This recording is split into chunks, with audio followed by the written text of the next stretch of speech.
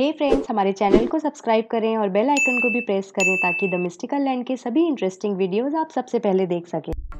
दोस्तों, हमारे सबसे प्राचीन और पवित्र ग्रंथ रामायण अनेकों रहस्यों का भंडार है। त्रेता युग में भगवान विष्णु के अवतार भगवान राम के जन्म से पहले ही महर्षि वाल्मीकि ने रामायण लिख दी थी। रामायण ग्रंथ अपने आप में बहुत ही रोचक कथाओं, प्रकरणों व रहस्यों को संजोए हुए है। आज हम आपको रामायण के कुछ ऐसे रहस्यों के बारे में बताएंगे जो आज तक अनसुलझे ही हैं। राम सेतु का रहस्य। जब भी रामायण की बात आती है तो राम सेतु की चर्चा अवश्य होती है। राम सेतु का निर्माण आज तक एक रहस्य ही बना हुआ है। उस समय में 50 किलोमीटर लंबाई का यह पुल केवल 5 दिनों में कैसे बना? भारत के रामेश्वरम ज्योतिर्लिंग से शुरू होकर श्रीलंका के केतुश्वरम ज्योतिर्लिंग तक जाने वाले इस सेतु के रास्ते में 6 द्वीप आते हैं। यह पुल सैटेलाइट के माध्यम से आसानी से देखा जा सकता है। दोस्तों, जो पत्थर राम सेतु के निर्माण में प्रयोग हुए थे वो आज भी समुद्र तट पर मौजूद हैं। इन पत्थरों का वजन बहुत ज़्यादा है, लेकिन पानी में डालते ही डूबने की बजाय ये तैरने लगते हैं। आश्चर्यजनक बात यह है कि उस समय में इतने बड़े पुल के निर्माण के लिए कौन सी टेक्नोलॉजी प्रयोग की गई, यह आज तक कोई नहीं समझ पाया है। दूसरा रहस्य, मेघनाद की मृत्यु।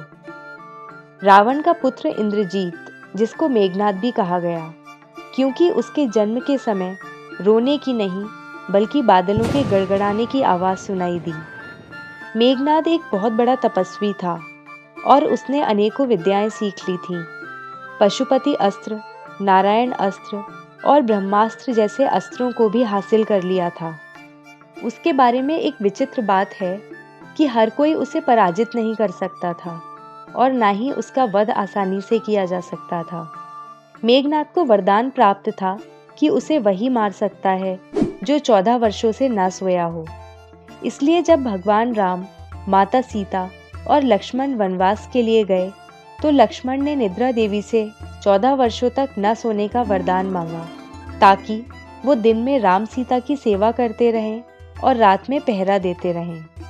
इस कारण लक्ष्मण जी ही मेघनाद का वध कर सकते थे और ऐसा ही हुआ। लक्ष्मण जी ने मेघनाद को मारकर युद्ध में विजय प्राप्त की। तो कैसे कोई 14 वर्षों तक बिना सोए रह सकता है, यह आज तक कोई वैज्ञानिक भी नहीं समझ सका है। तीसरा रहस्य, शिव धनुष। दोस्तों, इसे विनाका धनुष भी कहा जाता है। यह वही शिव धनुष है जिसे सीता जी के स्वयंवर में भगवान राम ने उठाया था। इस धनुष को विश्वकर्मा जी ने बनाया था। यह शिव धनुष राजा जनक के पूर्वज देवव्रत को मिला था।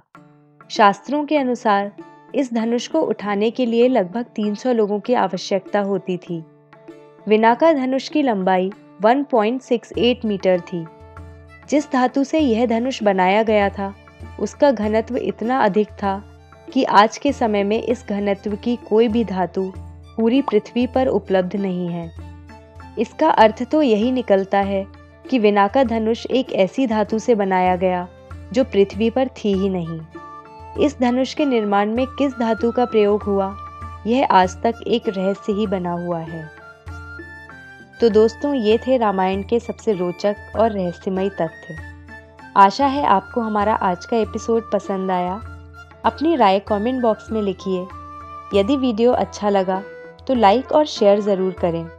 हमारे बाकी वीडियोस को भी देखें और चैनल को सब्सक्राइब करना बिल्कुल ना भूलें। धन्यवाद दोस्तों।